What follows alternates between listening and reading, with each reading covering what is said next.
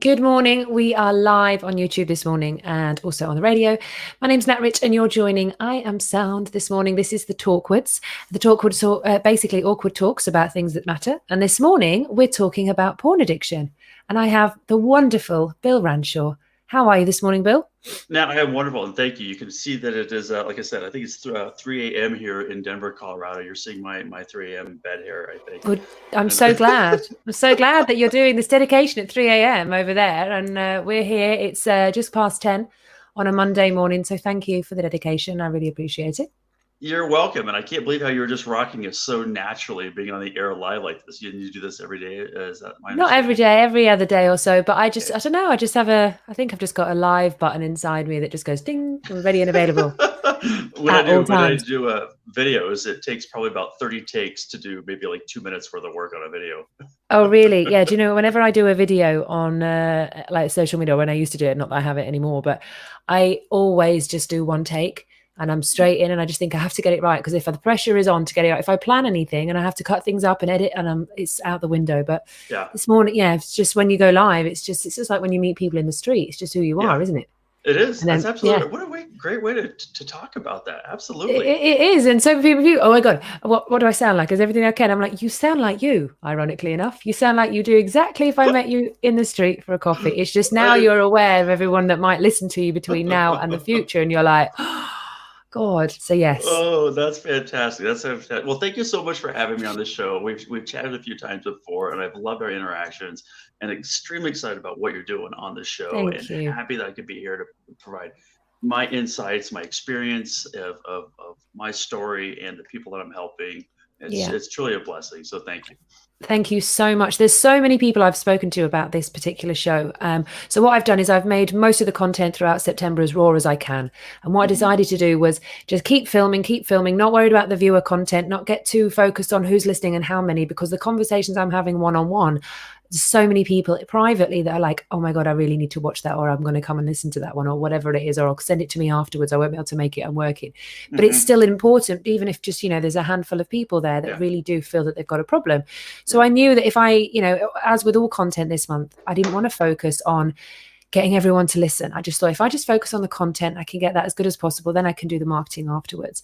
And that's one thing. There was a part of me that wanted perfectionism. There's a part of my ego that wants loads of people to listen to it all at the same time. And then, there's a part of me that can celebrate how amazing I am. I was like, no, Nat, it's not about you today. It's about other people. And I have to just remember that and take myself out of the situation, because a lot of these topics and conversations, I'm very comfortable talking about them, but so many people aren't. So I'm using myself in a sense of, I'm going to have these awkward chats with people like yourself. And then the content is for the people that daren't come online and listen at the same time, or are a bit like, oh, this is a weird one. I don't know if I want to talk about this. So it's the essence of Talkwoods, and here we are. So I know we obviously met through Matchmaker.fm, which is an amazing platform. I'll give them a shout out as well. They are a podcast platform, and they match guests with podcasters, and also, you can get on for a show and have a chat. And we met via that platform, which I think is great. And you were just instantly, I remember when you said, oh, your profile, everything to do with porn. I was like, please be funny. Please be a nice guy. Please be funny. Because this is not a conversation you want to have with someone that's boring or that isn't entertaining. So you need to have this where you're like, okay, we can do this as long as he's funny, And you got on, and I was like, yay, he's just got so much character. And it really helps that you're just laughing and you're so open, because that's what people need. It really is, and it's funny. Again, I've been doing this for quite some time now, and as you mentioned, talking so freely about it, that it's just a part of who I am, and catching myself at many times being around somebody who is really taken back by about, oh, what is this conversation? Oh, and then they want to be, oh, I'm so sorry, and they're just very, it's just so taboo that it's not taboo in my world when I talk about it, but understanding still in so many other people's worlds, which is the barrier that I know that I need to break with so many others that are talking about this. That's it. It's just a barrier, and it's just breaking that down. And I mean, there's so much going on in the world right now. In every subject, everything's on its heightened extreme self, and people are looking at themselves in a way they've never looked at themselves before. And they're going to attach to something that's happening this year, whether it's lack of money, whether it's losing a job, whether it's being humble enough to say, hey, you know, I've really had suffered from coronavirus or whatever it is. Mm-hmm. There's so many points in this world at the minute where you really can just drop to your knees and be humble. And some people are having to drop to that about their addictions, whether that's alcohol or drugs or porn or sex in some way. And people like yourself really do make it comfortable for other people to talk about and other people to really express how they feel. So I wanted to ask you a few questions first and foremost. So first of all, we've had a little brief chat about your addiction, but how did you first realize you were addicted first and foremost? What was it for you? What was the penny drop?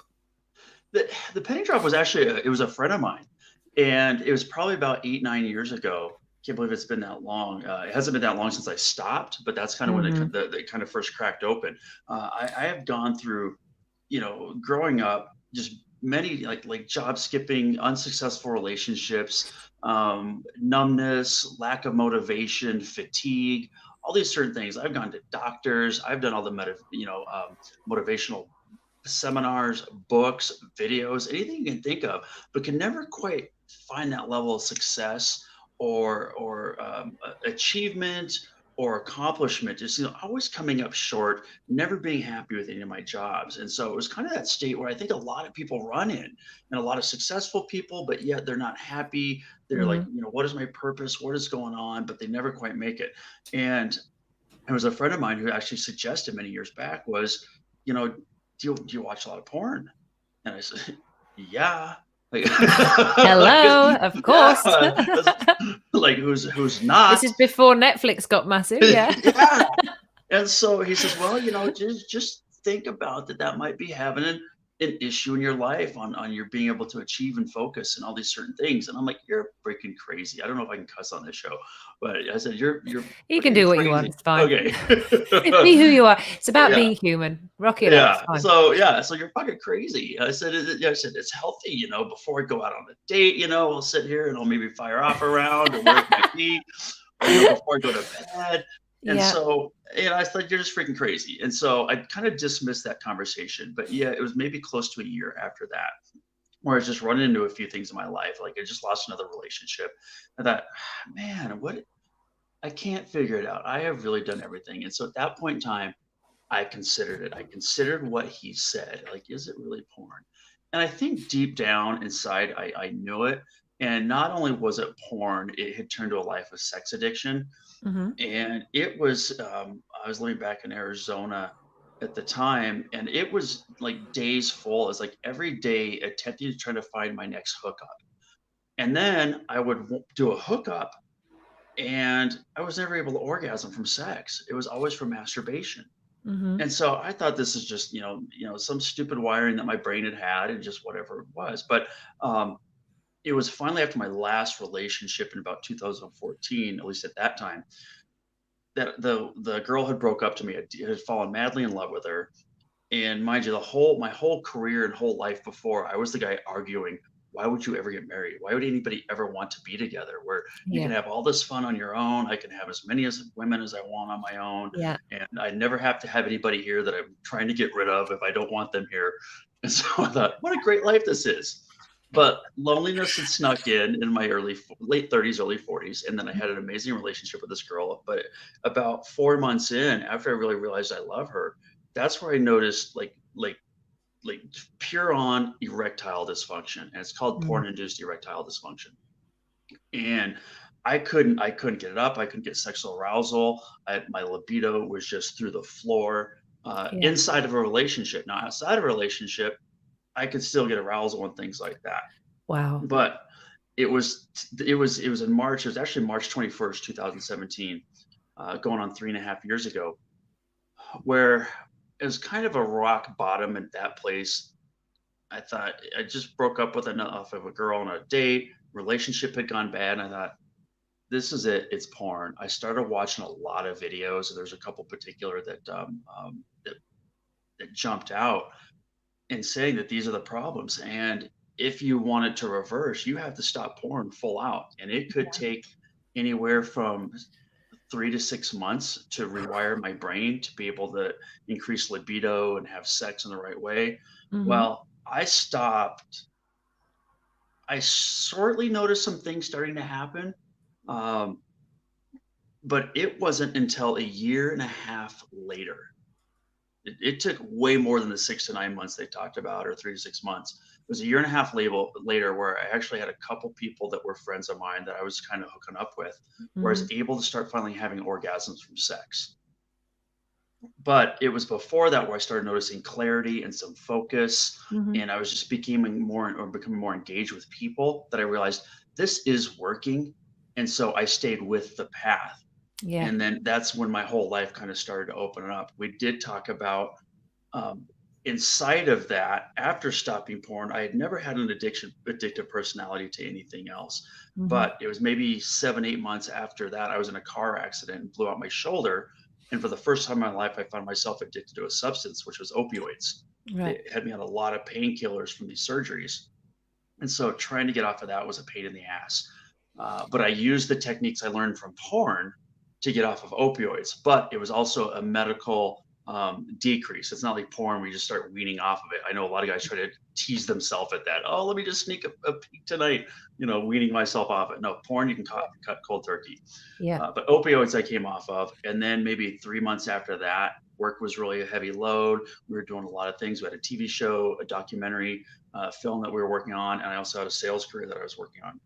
And so, burning the candle at both ends, somebody introduced me to cocaine. And that was last year. Yeah. And wow, I mean, it worked. I mean, what can I say? It worked for sure for a short period of time, kind of like the porn would do. It would Mm-hmm. work, but then I wasn't able to perform. I was always looking for it. Just all the side effects of coke. I don't want to go into that because that's not what the Yeah. story is. But I used, again, the same techniques that I used for porn to get off coke. But I realized the techniques I had learned then, I had to go way deeper and figure out, okay, I got off the porn, but I don't want a whole life now of new addictions popping up into my life. Because And that's what so, happens once you stop one, they just go, which mhm, I never knew that. I always thought, oh, I'm not addicted to anything. And I then figured out I was addicted to alcohol, drugs for a start, because the mhm, highs that we had, ecstasy, ketamine. mhm, And then it went, I gave up every drug you could possibly imagine. It was like, no more. Started drinking. Then I gave up mhm, drinking. I realized I was addicted to attention. Then when I gave up that, I realized I need to stop having sex randomly, because this, when I've been yeah, drinking, this is not good. And then I gave that up. And then I realized that I got addicted to porn because I had no sex.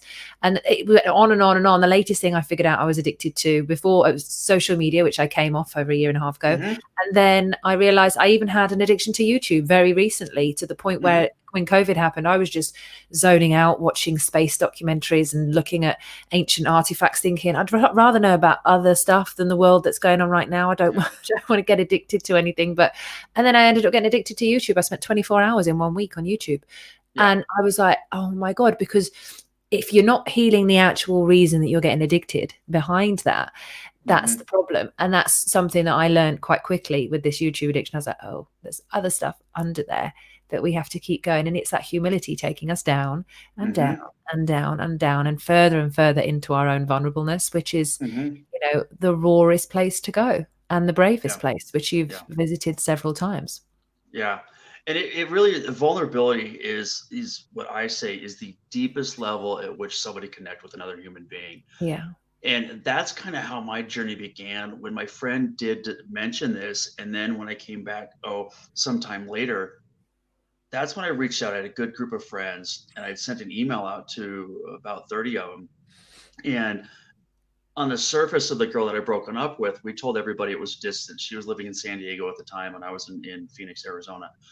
And so we just told everybody, it lasted a year, but the long distance took its toll. And that's what we told all the friends. Yeah.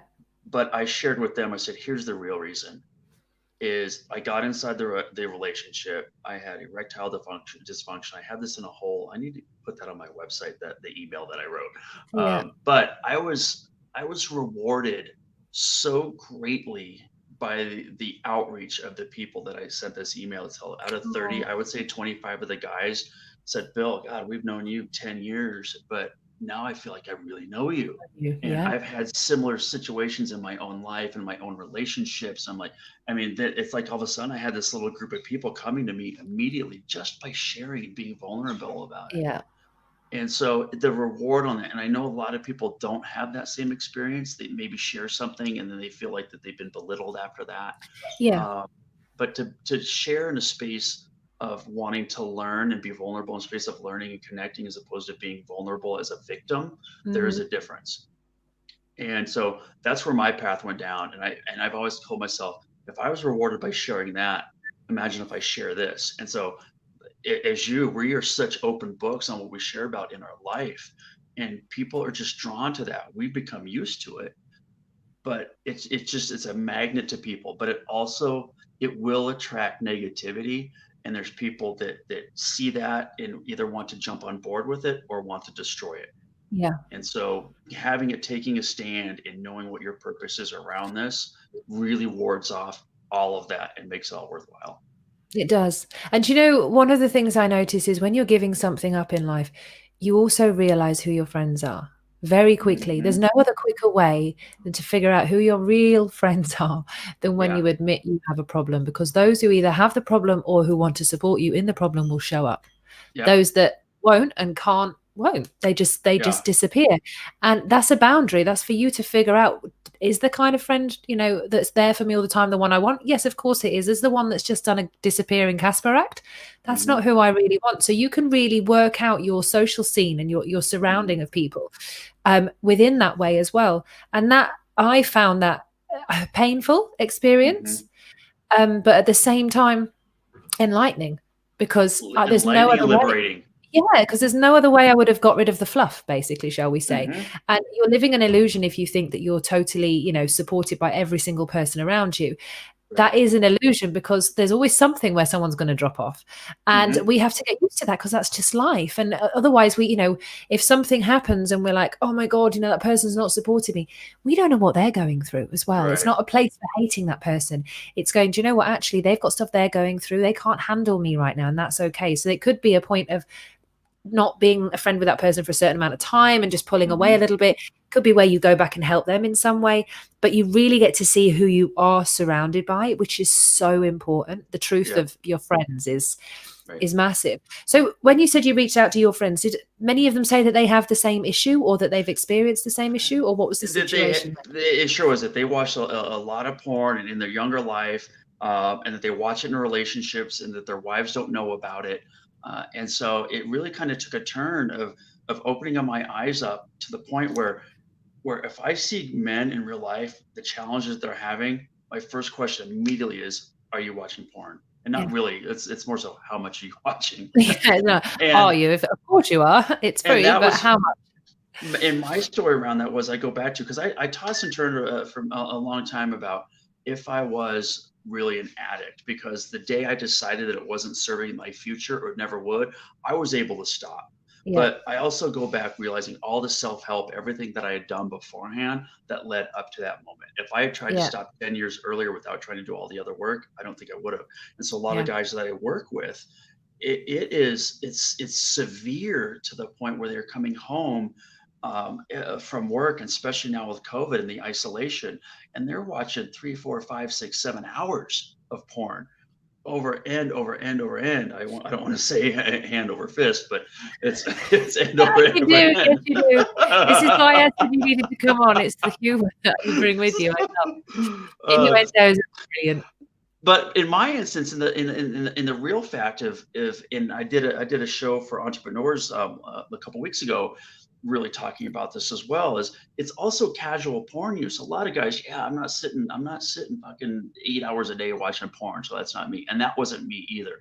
Mm. And I also wasn't looking at porn where you always hear, well, it degrades women, it makes you have this really crappy view of women, and you use women. I'm like, no, I love women, I appreciated women, so that wasn't me either. So really diving deep and understanding, even as a casual porn user, how it's affecting your brain and how it's showing up in your life in many other ways that aren't sexual. Mhm. And that's kind of the scary part where it was again scary and enlightening when I quit, all these things started opening up for me. And it's the same thing as any other drug. The challenge I do see with other people with other drugs though is, as you mentioned, with the friends aspect of it. You know, with porn you don't lose a whole lot of friends. It's not like you have your porn I watching was gonna buddies that fall you're out all with sitting you. around at the porn bar. So Uh, Yeah, oh yeah, I've had a wank, and they're like, "No, I can't be friends yeah, with you like anymore." I've It's sobered up never from gonna porn. happen. I have to get rid of all these guy friends that I had. So, Love it. but people with addictions, that is a hard part coming out. You talk about trying to realign your friends, but you do notice when you share that there's a lot of guys that just run. I even Yeah. had a friend of mine from early days of elementary school and junior high, where once I shared it, and he had had his own challenges in life with certain things, but found this one just to completely taboo, didn't want to talk about it. It's Mhm. like, wow, that's very interesting. So it's really taken a turn that I've been blessed with to be able to help men to find this pathway. Mhm. But it comes down to that vulnerability, and when you're at that state of vulnerability, you really can grow, and that's where you do realize that you had that was me. It was purpose, and that's what I've worked with a lot of guys is in my program is purpose kills porn, or I also say Mhm. purpose over porn. Once you find that purpose and attach to any type of a purpose, then you can start building a foundation of a core self being of who you are and Mhm. understanding yourself, like you mentioned. Yeah. And the challenge that I did find in that is you had said, well, I went down all these different roads in addiction and realizing that they're addictions. I call it passions as well. A lot of people say, hey, rah, rah, find your passion. Well, Yeah. passions, I say in many senses, are the same as addictions. Totally. They can And lead you on crazy journeys, and I just don't like that term anymore, follow your passion. yeah, it's not because passions can get in the way. And a lot of people, "Well, how is a passion addiction?" And I think people know what I'm talking about with this. It's usually around fitness, like eating healthy, workaholics, those type of things. Yeah. So a passion is something that can short term benefit you in other ways, where an addiction was really destroying your body and your life. Yeah. But a passion is something that's also probably destroying a part of your life that you're not aware of. And usually it's a relationship with a family or a spouse or something like that. Yeah. And I stripped away all my passions, all my addictions. Yeah. And when I did that, it just burst out of me of saying, okay, all this resentment I had towards this porn for so many years just turned to immense gratitude that I now know, intimately what it is like to go through this. And so if you come to me to talk to me about your problem, it's like, man, I get it.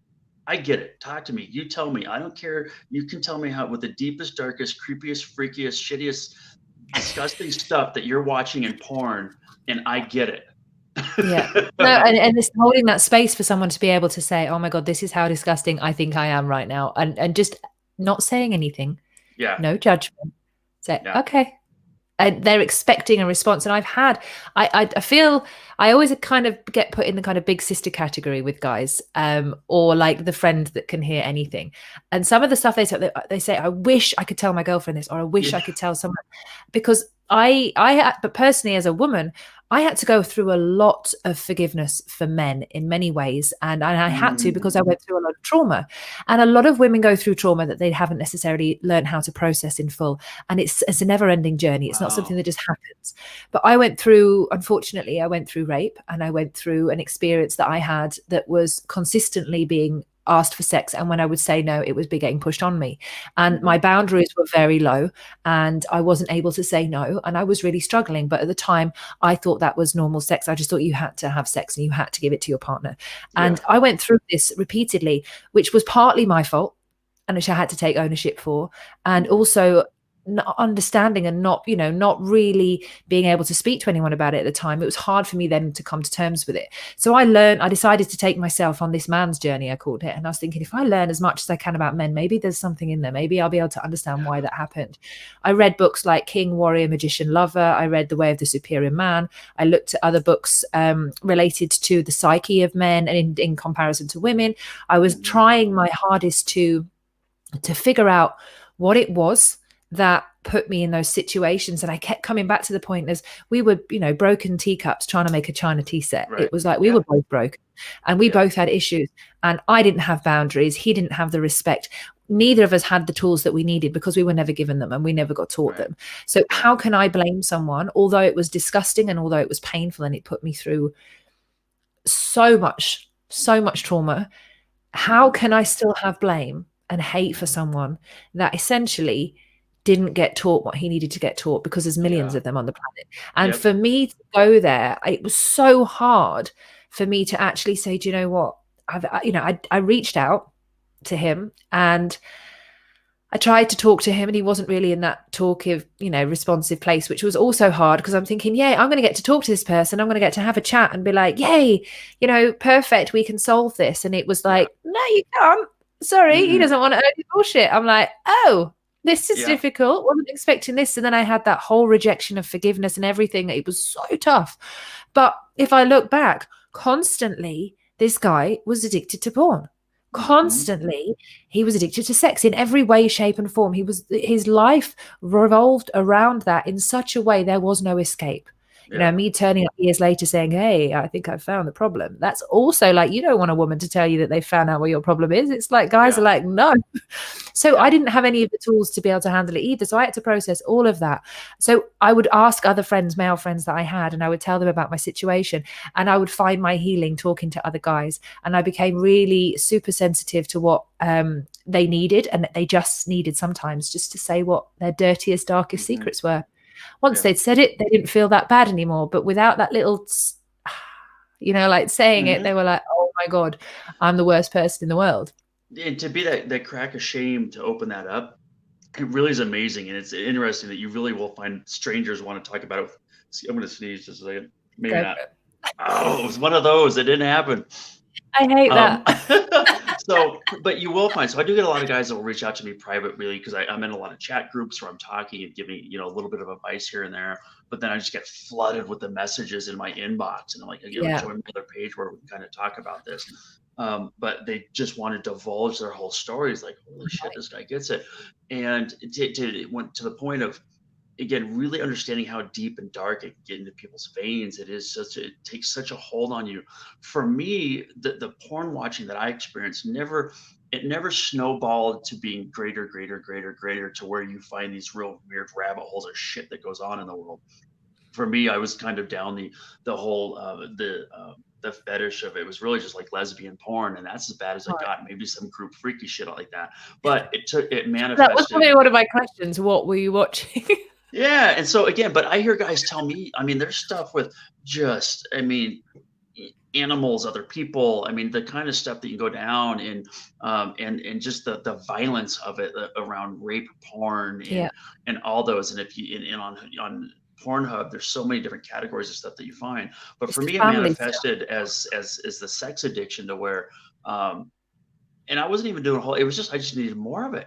Just more and more and more. And I'm like, why am I doing this? I just can't even orgasm from sex, but yet I'm always out looking for sex. It could be multiple times a week, multiple times a day, and with different people.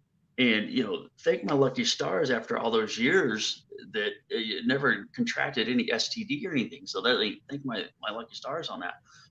But there's ways you can deal around that too, because that does happen. Yeah, so, it does.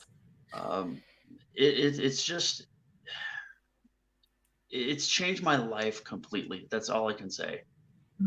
I think there's a big responsibility for places like Pornhub, that they're not taking responsibility in the way that I think a lot of people would like them to. But it's the fact that it's free. It's cocaine's not free, alcohol's not free, or it's the things that are the free things that are the worst for us. The porn, the social media, they fundamentally fuck us up in so many ways, and we don't know, because these things are designed to be addictive in many ways. And that's also a problem. I don't know if you've seen Social Impact, which is the new film on Netflix, which came out last week. I think it's the social dilemma. Sorry, what did I say? Social Impact. It blew me away. I watched it 4 or 5 days ago, and I'm recommending everybody that I talk to watch that documentary. It's so important to watch. But something that I looked at is, obviously, when I gave up social media, I realized that one of the hardest things for me to do was just sit there and realize how many people weren't going to reach out. Because obviously when you're there and available, people see you, they feel like they know you. There's no reason for them to reach out. There's no reason to connect. They're like, oh yeah, that's fine. She's, on a bus doing whatever. They know you, so they feel like there's enough. When they don't see you and, you're there, doing your life anyway, and there's no connection there. I was scared of how much lack of connection I was going to get, but I found more of a connection to myself, which which was great. But then I also, I knew who was important to me and how important I was to them based on how much they contacted me when I came off social media. So I had to put myself through that, being, the idea of being rejected, or the idea of being abandoned, shall we say, or not relevant. And not being relevant in this relevant world where everybody's got a filter and an Instagram and everybody's doing something important. And I'm like, okay, I'm out because my mental health is screwed and I need to get off of this. So coming off of social media, gave me so much time. And I'm thinking, what do I do with this time? I'm reading more, and I started creating more, and I'm much happier now. I've got a much better life than I've ever had. But what I realized was, it's the way life looks through social media is what people are striving for. Somebody said to me, they sent me a meme and it said, the grass is not always greener on the other side. It's just that they're using a filter. Yeah. And I was just like, oh, so true.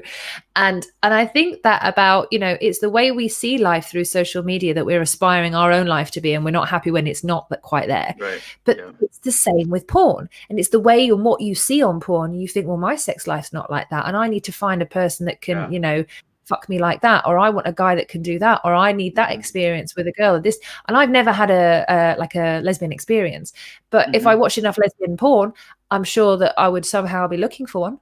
And because you feel like you're missing something because it looks great, and you're like, oh, but I've never had that. And I remember I was at a festival last year, and my friend thought it was hilarious, but on the way down, and we were talking about relationships, I was like, I've never fancied a woman. I've never found one like really attractive where I'm like, yeah, this is what I want. And then lo and behold, I think of an hour into the festival, we were rolling around at my friend's, my friend was DJing, and there's this girl there, and she starts like talking to me, and she's like massaging my neck and my hair, and I'm like, this feels weird. So I'm just, I'm looking around, and my other friend was like, oh yeah, never fancied a girl. And I've got this girl on me. And then she's like touching and feeling my arm. And I'm like, oh my God. And I'm looking at her, I'm thinking she is beautiful. And I think it's the universe just showed me that there was someone there that I could possibly fancy. And I was like, oh my God, I'm having this lesbian experience. Never kissed her or anything. But then her husband rocked up, and I'm like, oh my God, this feels so awkward. So it was the real life version of a close to a lesbian experience. Was nothing like what it was on porn. Nothing like what I was going to see or what I would read about. It was my own feelings and all the awkwardness that came up around that lesbian experience that made me go, oh, there's nothing like what I would see online. And I think that's the problem, is that men get so addicted to and women, sorry, I shouldn't have said men, get so addicted to what they see online. They're expecting that. But then when it happens in real life, there's the awkwardness of sex is so important. There's the shame around sex. Does my body match up? Is my dick big enough? Are her tits big enough? There's all of these parts that actually in the real world factor in, but in the porn world, they're nowhere. And that, I think, if porn was it's not at all. Real sex is not like that at all. Sex is awkward. It's funny. It's everything about it when you're inside of it. And there's so much you said inside of that we could talk for days about around the psychology of it. And so a couple that I do want to talk about is, there are a lot of men that I speak with who become and start having homosexual experiences because they start thinking like, oh, maybe I watched so much porn because I thought maybe I've been gay all these years and I didn't realize it. And there's nothing wrong with being gay whatsoever, and some people truly are, but there are a lot of men that find that because it's the Pavlov's dog. If you watch enough guys banging a girl, sooner or later you're going to become attracted to a guy. And that happens again, that's one vein that it goes down. And there's a lot of guys that when they stop, all of a sudden that feeling goes away. And then that piece of shame, at least that they have for themselves around that, is lifted off. But it's also, if you are, no big deal. But it's really, porn can change a sexual preference in someone if left be without knowing it. And the other one that you mentioned is I just did a video about this, talking about, or a webinar about, a lot of men get wrapped up, and a lot of women just as it can affect, but obviously on a grander scale. And I know how it affects men, so that's the area I focus on. And so it talks, I hear from a lot of men, I find myself attracted to married women. I find myself attracted to these women with boyfriends, or just these like highly unattainable women. And Yeah. that's, again, I saw some guy in a post. It was some like, how to be the ultimate male type group that I've, kind of troll around and looking to chat with people. And he, he said, yeah, I just can never find the right woman. And I reached out privately. Hey man, I saw your story. Can I ask you a couple questions? Yep. I said, do you watch a lot of porn? He's like, yeah. I said, and that's how I always lead. Just consider. I'm not trying to preach anybody stop. I'm not trying to convince anybody that's bad, because there's already enough people out there that know it is bad, and I'm there for them. So Yeah. there's a lot of people try to get me caught up in these conversations. Well, prove me why porn is bad. I don't need to prove shit to you. I really don't. Yeah. And so, but the Few reason TED why, talks on that subject, and all the yeah, stats are there. Just crack on. yeah. One of the things that I found out around this is it's porn that's causing you to want unattainable women, because that's what porn is. It is something that is completely disconnected from any human being. And so therefore you draw yourself, and you're drawn to people that you cannot be intimate with Mhm. and have a connection with. And Yeah. so, and there's a part of that self psyche, which also rolls into that, is, deep down, you do not feel good about yourself, or you don't feel good enough, or like you matter, which was my old bullshit self-talk that I had for many years. And so you ultimately attract yourself to somebody that's going to reject you, as opposed to looking at the signs of people who really might be interested in you, but you dismiss them because you're like, God, if they can't really like me, there must be something wrong with them if they really Yeah. like me.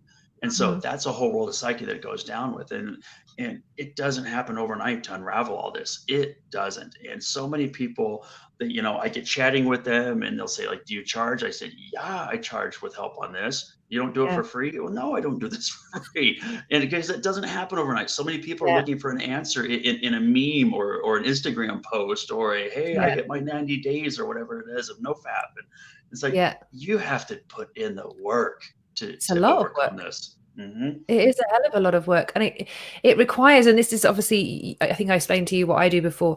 One of my areas that I work on, which is, there's only two now. So there's the radio and coaching, and my coaching is personal responsibility coaching. And some people have tried, when they do the press and stuff around me, and they say, "Oh, you're a life coach." I'm like, I'm not a life coach. Life is huge. There is Mm-hmm. nobody out there that could really call themselves a life coach that could get you on your A game in every single area continuously. Like, and Mm-hmm. I think there's certain coaches that can help you in certain ways, but what you should be doing with a client is that you should be empowering them so they don't need a coach. You should be Mm-hmm. empowering to the point where they actually go, do you know what, I can walk away from this and I feel stable to do so, because otherwise the coach becomes the addiction. Yeah. And for me, the way I look at it is, I'm doing the personal responsibility coaching, and it's getting people to have discipline like they've never had before, because discipline is the only way you can give something up. There is no other way to do it. It's discipline. And when people say discipline, they think, oh, military, army, it's boring, it's hard.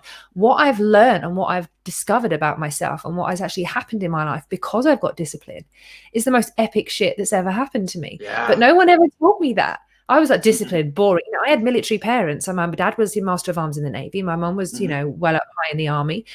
It was extremely, like army focused, rolling socks up and like ironing everything to the nth degree. And, everything has to be on time, and it's, the time is the time, and there's no lateness. And I couldn't fit in that. So any thought of discipline, I'm like, oh, go away. And I was rebelling so much to the point where I was fucking my own life up.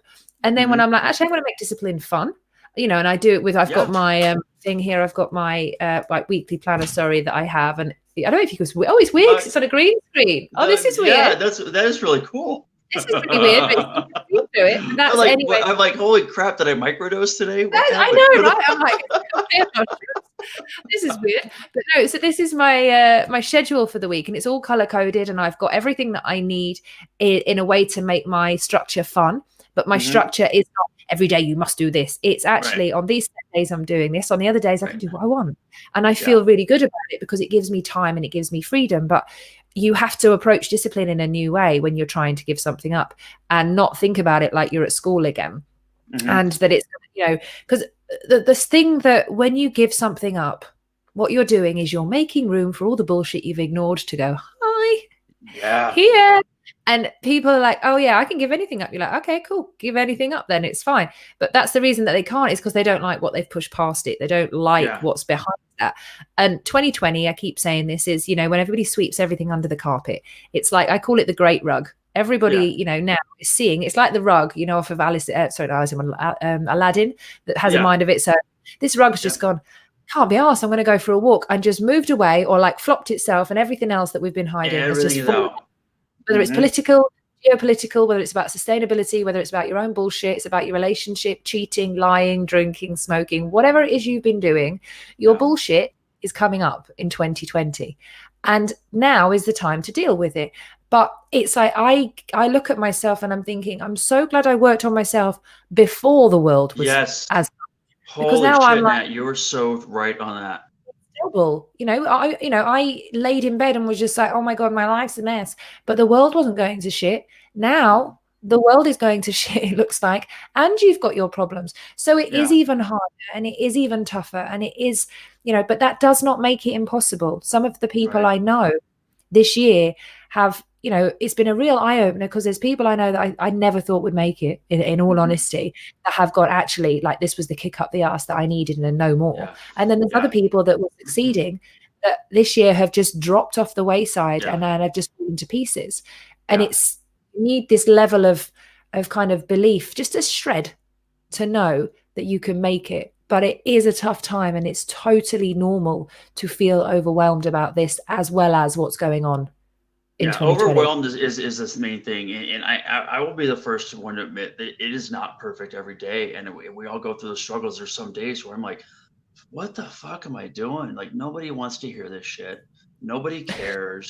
Like, Everyone cares. Everyone does. yeah, like, and then Not willing to go, I also have an addiction. yeah, and people, and I know people will look at me many times and say, "Oh, well, you're just that kind of personality. You're just that kind of guy who it just works for, it, and you just get it." And like, no, it's work. No. And there's days where I'm not happy, and there's some days where depression might set in a little bit. But it's having those systems and tools in place to Mhm. boop, let's make this happen. Let's do this. Let's start the ball rolling and make these things happen to get yourself out of the funk. You never really cure the funk out of the way, but you set yourself with empowering tools to get that out, because nobody's broken. There's nothing wrong with anybody. As you said, it's just unloading all that shit and then putting new powerful systems and habits in the place of that, that it can Mhm. help you overcome that. Because this year, as you said, and that's where I do get frustrated sometimes, hearing people, oh, all the victim, every conversation I hear is victim, I'm a victim, talking about 2020. And I'm like, 2020 has been pretty fucking awesome. I I know, for me, it's started, been great. I started a new coaching career. I got engaged, and that's one thing we didn't talk about. I Congratulations. cleared all this shit away, so I started having sex. I started having intimacy. I was connecting. All these things happened. I found the love of my life last year. We got engaged. She started a business. She quit alcohol and a cocaine addiction that she had, and it's been an amazing year for us. Yeah. And to be able to try to help people see that and not fall back into those ways of not dealing with it. And when they're not dealing with it, that's when they become a victim and want to blame everything else around. Yeah, totally. There's a thing that you just mentioned there about some of the tips and tricks and things that you can do to stop watching porn and with these addictions. The first thing, which I will ask you obviously after, but the first thing I want to say is ownership is the first part of anything.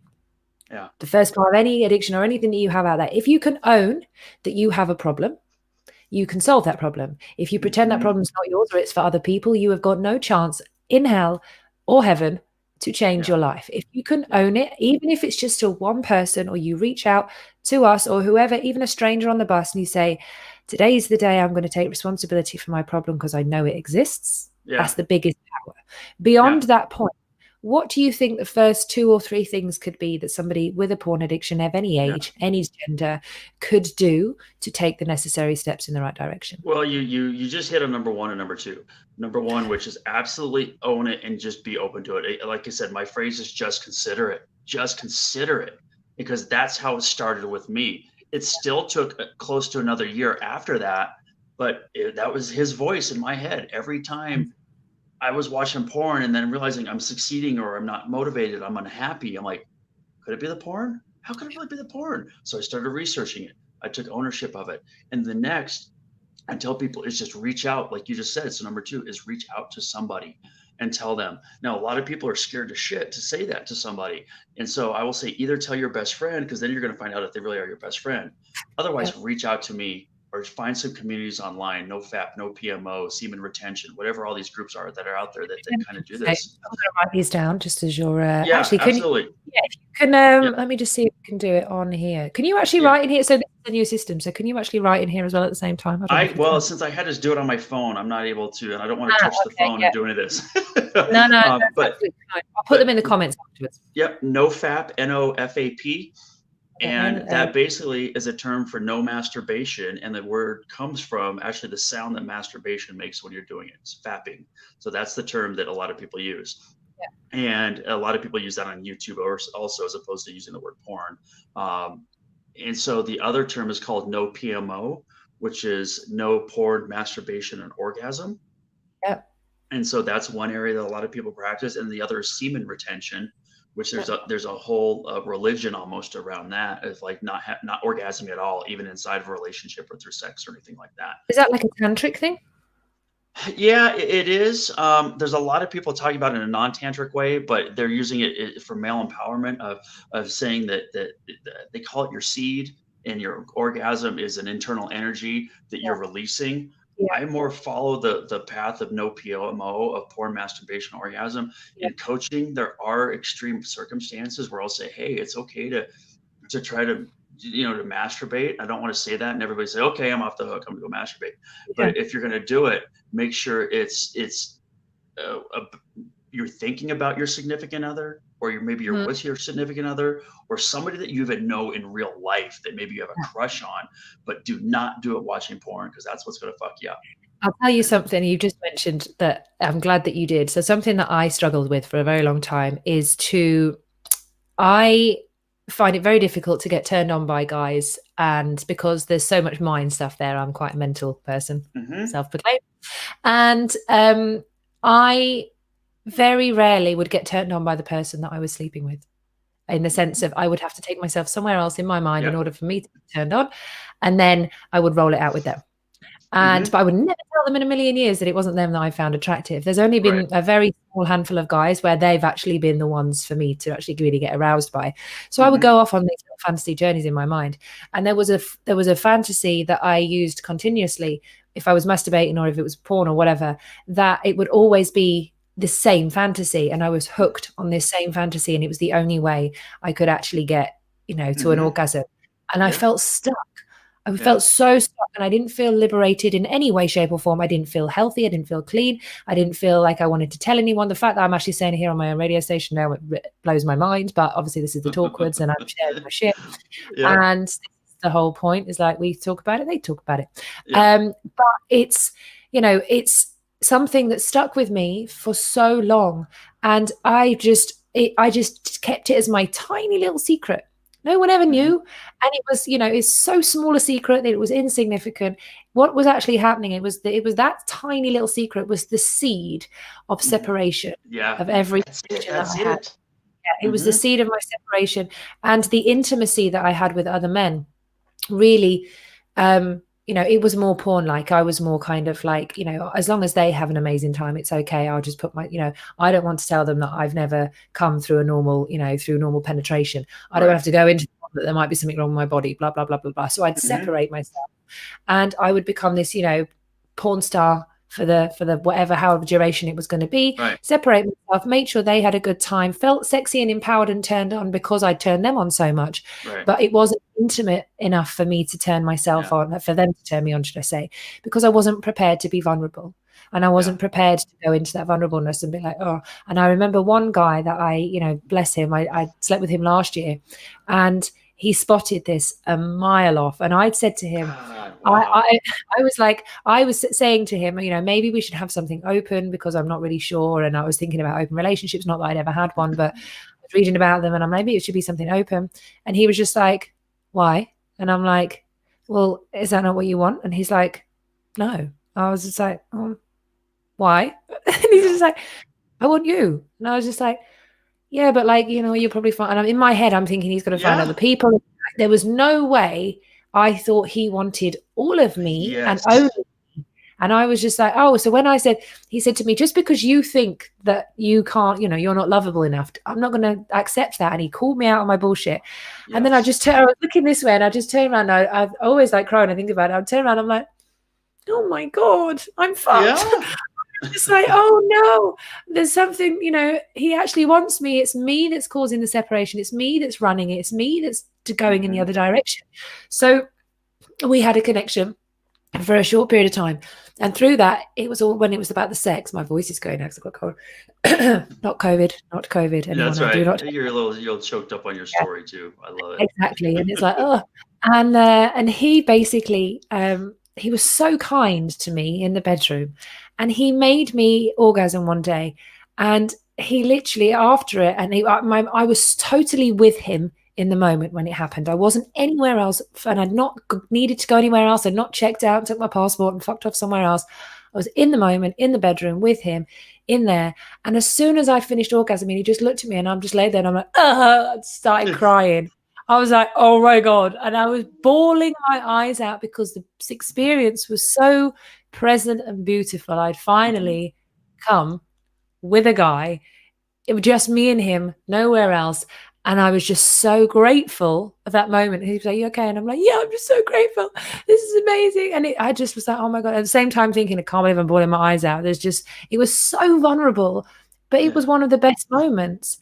And because I was prepared to be there. And a lot of women, not speaking for men, but a lot of women haven't gone there yet in that space and are still holding back, are still doing the porn moves, are still, separating themselves. So it's not just about men. I mean, men have a big responsibility, for their own part. Women have just as big a responsibility because we can often play the porn star that the men are looking for. So we're both coming at it from a different direction and missing the intimacy that's so paramount. So women, if you are watching, and whenever this goes out fully, and, to anyone that is listening, we play a huge role with men. We're not against men. Men aren't against us. There's this equilibrium. There's this balance that can become together. But it's also not about being equal. It's about the man being the man when he needs to be, and the woman allowing the man to be that. It's about the woman allowing herself to be greater than the man sometimes and being okay with that, and the man being okay with that. It's this constant journey that we go on. And so many people out there think it's about just being equal as a partner. It's not. It's about just embracing. Sometimes you just need to bawl your eyes out once you've had an orgasm, and a man needs to hold space. Well, the ultimate orgasm, Nat, I have found is that place where two human beings can be completely present at the exact same moment with each other. And it doesn't even necessarily have to be an orgasm. Yeah. And being present. And I know we don't have much time left here, and I want to talk about that because it ties back to that. Oh, good. So it ties back to that documentary, The Social Dilemma, where everything in marketing companies and all this, and having been in marketing for years in sales, is I get this because subconsciously I was doing this as well because that's how I was trained. But I am always and have been trained in what marketing does, social media and porn, is it's trained to have us live, not, it's always thinking about 50 years in the future, how have you planned your life out? And not 5 years in the future, but even 5 seconds, 5 minutes in the future, that's where we're living our life. And we are not capable much of human beings anymore of living in the exact present right now. And that is porn, that is social media, that is movies, that's every addiction that we're taught to. And when you can strip all that away and experience the exact moment that you are living in, it's transcendent. It is absolutely transcendent. So there's a beautiful way of putting it, that feeling that you get when you are just here and right now here, nowhere else. It's this space. And I think about it because I work a lot with sound, and the way I'm looking at sound at the moment is sound is incredible. But where sound comes from, the space that sound comes from, is that silence. And that silence is where everything is born. And when you're talking and you say you hear something, the expression when people go, mic drop, you say something so profound, it's like, nothing else needs to be said. Mic can be dropped. Silence. If you can deliver a conversation, if you can deliver something to someone that's so wise and so profound, and it holds space after you finish talking for somebody to marinate in what you've just said, that is the magic. That's where the magic happens. And that's the best way I can describe what happens in presence. People say presence, I don't understand know what it is. And I'm like, that moment where somebody said something so profound, you're like, yeah.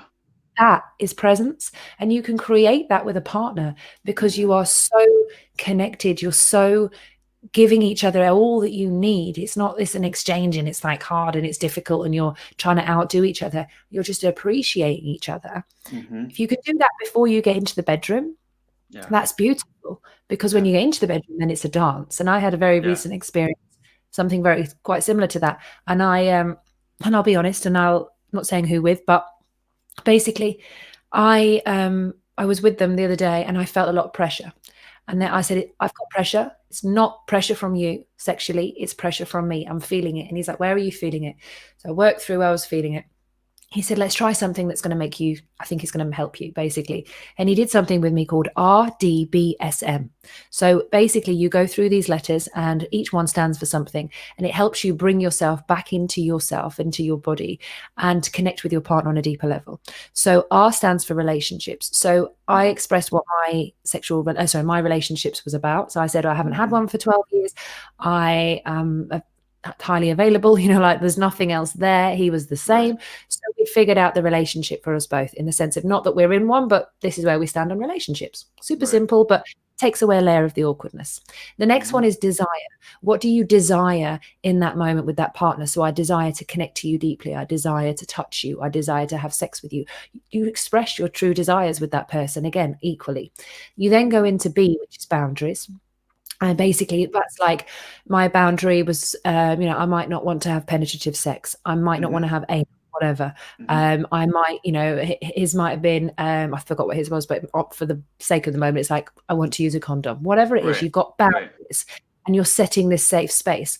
So once you've gone through these, you then get down to your sexual intimacy, which is the S. So your sexual health, and you basically declare where you are in terms of sexual health. So when was the last time you got checked? Have you got anything? Do we need to use a condom? What's that situation? So you're eradicating layers of awkwardness and vulnerableness before you even connect. And you go into this connection and you're like, oh, well, that's off. And, I could feel the pressure going, oh, lifting. And I'm thinking, I've heard of it before, because somebody actually did it to me at an event and it was really awkward and untimed. And he was like at me with his information. And I just blocked it. But this guy, we went through all of this and it was beautiful. But then at the end is M, which is meaning. What does this sexual experience mean for you? Like, what is this? And that was the beautiful part, because then you can say, well, actually, whatever it is that it means to you. But for me, the way sharing all of those parts of you and then just laying after that and being like, oh, well, I've got nothing else to fear. I've covered all bases. I've been totally honest. I know that he's not bullshitting me because I've seen his honesty. There's nothing after that period of time. There's nothing for you to worry about, because you've been open and honest. And then from that point, we had an amazing connection and it was beautiful. And I really enjoyed that. And if that's all it's meant to be, that's all it's meant to be. If it's meant to happen again, it may happen again. But it met a need. And this is the thing, I think, which most people don't have, is we're not helping each other meet our needs. Right. Because we don't know how to meet our own needs. And that is a big problem. And for a lot of people, because they don't have enough sex or they don't have enough connection in whatever way, wanking for them is a need. Porn is a need for some people. It's like, I need to get off. I need to get my frustration out. I need to have a wank before I go on this date, because otherwise I'm not going to last very long. All of that is a need. So it's good to, I don't know if you've ever experienced RDBSM. No, I mean, that's a great, again, that's why I love to listen. And that was brought to my attention many years back of, again, I was always just wanting to spew out my information, but learning to also sit in these conversations, because I've never heard of that procedure before. So again, I learn something new every day, and I'm going to go back and incorporate that and learn more about that. And I think that meaning is a huge part of what you're talking about, because so many people don't, in understanding your own needs, is people don't understand their own needs. So what do? You become a pleaser. You become a people pleaser because you don't know how to be pleased yourself. Totally. And that comes back to one of the questions you said about, like, what are some of the things you can do to stop? And so we mentioned the first two of, admit it, own it, and then get to know, and then tell somebody. But then the next for me is beginning acts of service for other people, and also gratitude, and getting in gratitude, because this is where you can see people who don't understand the things that they need or understand themselves. Is if you give somebody a compliment, or you show them gratitude and they dismiss it. Like if I said, hey Nat, that's an amazing, dress you're wearing today. You're like, oh, this old thing, it was in the closet, I just threw it on. When you dismiss that, you're dismissing your own self-worth. So the level of gratitude that I work with people on is accepting and receiving gratitude from other people.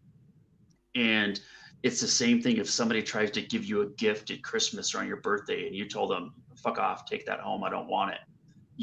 You're not receiving it. You're not receiving your self-worth, and then you're robbing somebody else of providing something for you that they want to do. So that's one of those stages. And meaning is another thing that I talk about with people. Is the beautiful thing about the world, and this sounds so bleak when I say this, but the world is empty and meaningless. I mean, the real reality of the world is empty and meaningless. And if you first hear that, you're like, God, that sounds horrible. Like, why even exist? But the empowerment is as a human being, we have the ability to create and associate any type of meaning with anything in the world. So we're meaning making machines. That's all we do. And that's all we do. We're always searching for meaning. What is the meaning of life? What is this? There's no meaning.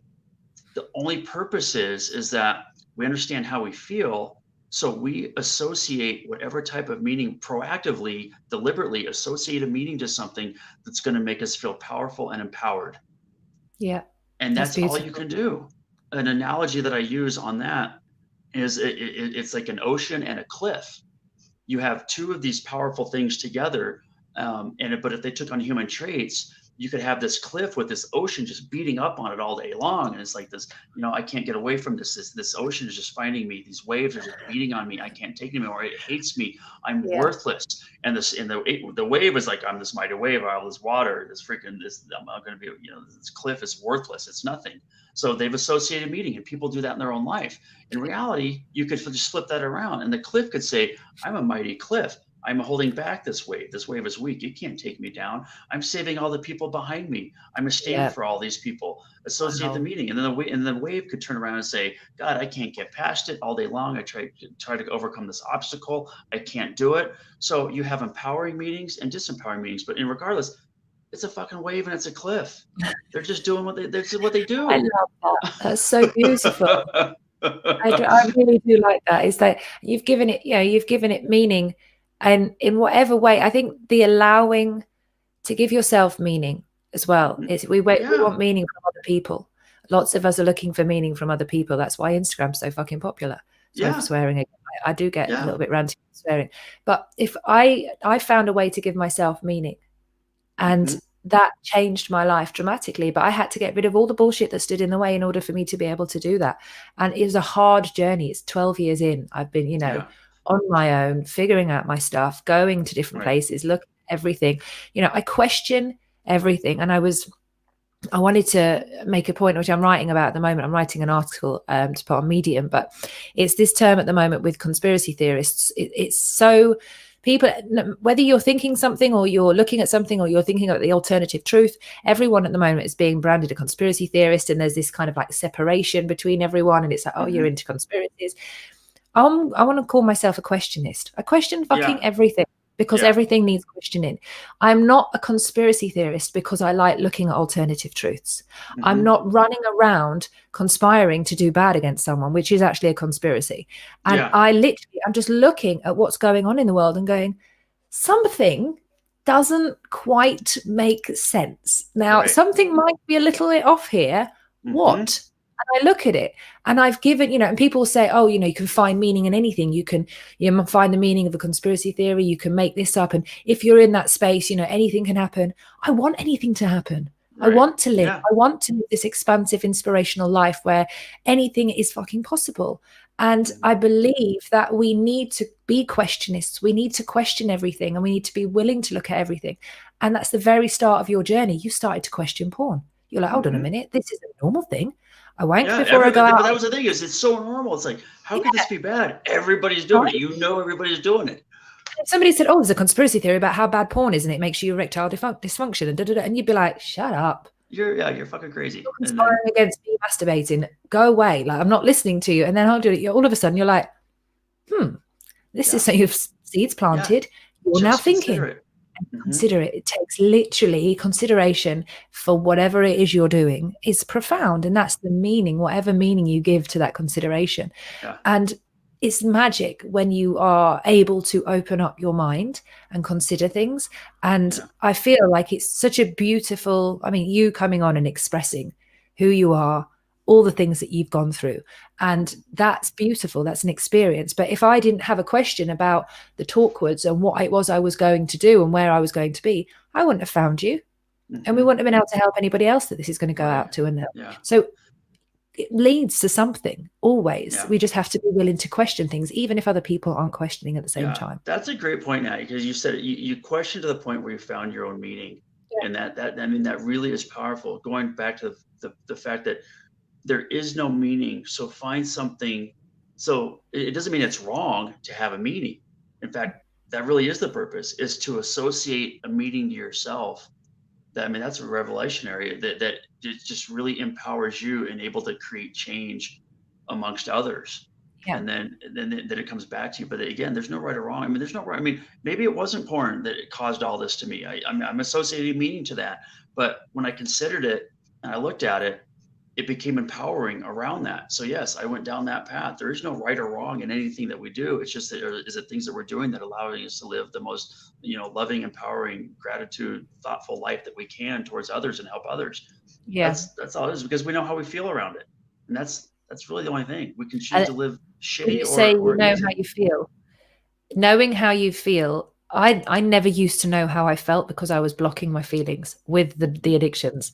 But when you do stop something, no, it doesn't matter how many stats there are there. If somebody's saying, "Oh my God, this is going to kill you in like 3 weeks' time, you can't do it," regardless of all the stats, way before all the information, way before someone else's opinion, way before anything else, you have a feeling, Hmm. and you know what is right and what is wrong, and your Hmm. ability to listen and feel into that and then make a decision on your own feeling is the only power we truly have. And if you Hmm. can make a decision that propels you forward, that makes you go, actually, this isn't right for me, I'm now going to do something about it, rather than Right. actually, this feels uncomfortable, I'm going to ignore it, where's the next whiskey? Yeah. That's the only power we have, is to make a decision in that moment. And that's why it's Yeah. so important to get to those feelings. Yeah, choosing and decision really is the only power we have in our own lives. Yeah. That is it. Everything that comes after our choice and our decision is on us. Yeah. It's 100% off us, and then you either learn from it or don't, and you make those the ones that are going to make you feel right, and not impede on others. That's the other one. But there's a lot of things I could do that would make me feel great, but it could probably cause a lot to other people. So, Totally. So look, I first and foremost, before we leave, where can people find your stuff? What is the website? What's the socials? Yep. Where can people So I hear more? finally, after all this time, just launched my website. It's probably pretty rudimentary right now, but Let me billwilderment.org. do. Oh, is that, yeah, Bill Wilderment? I'm just putting him Yep. here. Wilderment. Yeah. BILLWILDERMENT. Let me just So it's check a that. I think spin on bewilderment. I think B. Do you know what? Spell it out for me again. BILL. Yeah. So my first name, Bill Bill Wilderment. Wilderment. Do you know what? When you sent me that the other day, I was like, "Oh, that's clever," but I wouldn't be able to spell it again. .com. Yeah, I do. And, usually I just say my name, Bill Ranshaw, Yeah. RANSHAW. Google me, find me away. But BillWilderment.com. that's Is the it best .com? way. .org. .com will take you there too, but I'm launching it as an organization, so it's .org. I think I Okay. own every ending of that to that. And so You went on GoDaddy and snapped them all up. yeah, exactly. I snapped them I've all done up for that. Do 6 you know how many bucks. domains I've got? I've got over 50 domains that are just Yeah, sitting there. yeah, I think that's where they hook you. It's only Yeah. $6. Well, then you buy all 20 of them. So, Oh God, so yeah. that's the best way to find me. And I think as we're leaving, I just want to tell people, just believe in yourself. You Mhm. are worth it. That is the number one, because we put so many people, we put a sliding scale in life. You hear about people that have had these horrible tragedies and these horrible rapes or whatever it might be, and maybe you are one of those people, so you don't feel worthy enough in life. Or maybe you're somebody who says, hey, my life has been pretty good, I haven't really experienced that many things. It's not a competition towards anybody, because the relevance in your own life, the severity of anything that's happened to you, whether how grand or how small it is, it's on you. And so if it's making you feel that way, own it and don't Mhm. dismiss it, because you are worth it. And the world needs a more inspiring you They need a productive you. They need a loving you. And they just need you to take a stand for others. That's totally. that's all I can say. Mic drop. Yeah. And that's the intimacy. Bryony just sent us a message on the chat, which I want to read out as well, saying, great chat, Nat and Bill. Having recently got out of a relationship which was lacking sexual intimacy because of porn, this conversation was one I was definitely needing to hear. Thanks, guys. See, and that's just one person. I haven't marketed this yet, but I'm going to do so. Mm-hmm. And this is why I'm not focused on who's listening. I'm focused on who I'm talking to, and that's presence. If you're not focused on the outside noise, you're focused on the presence, it will get to where it needs to go. It does. That's been the most amazing thing in the world. Had that guy reach out to me, tell him to send me a message. I'd love to hear from him. Will do. No problem. But thank you so much. This is only the first of many. I know we're going to do many. I can't wait, and I'll make sure we're on and I'm up and on the right chat ahead of time. I mean, I love going live like that. I mean, no, it's fine. Don't worry. It was good. And Charles was meant to come on this morning, and Charles, bless him, has not had a great weekend. I think just great sleep, should I say? So he scuppered off, but for a reason, it was meant to happen this way. I thank you so much. I love you loads, and I'm so excited for you on your website as well, Bill Wildermans. Very good. Play on words. And for anybody else who is listening, please do let us know if you want us to talk about anything else. We have the Talkwards, which is awkward talks about things that matter. You can go to the website, which is www.iamsoundacademy.com. On there, we have a page where you can actually add a Talkward. You can send us a message. You can contact us. We are not on social media for the sake of our mental health because we hate it. And we're rebelling against the top 5, but we are here on YouTube. So you can also write a comment on here. And you can download our app as well, which all the information will be in the discussion box once I've actually done the admin, because I haven't done that yet, which is I'm slacking, but I'll get onto it. But other than that, thank you very much. And Bill, you are a star. Thank you so much for your time. Thank you, Nat. Love you. Love everything you're doing. And I look forward when we can meet up again. Thank you.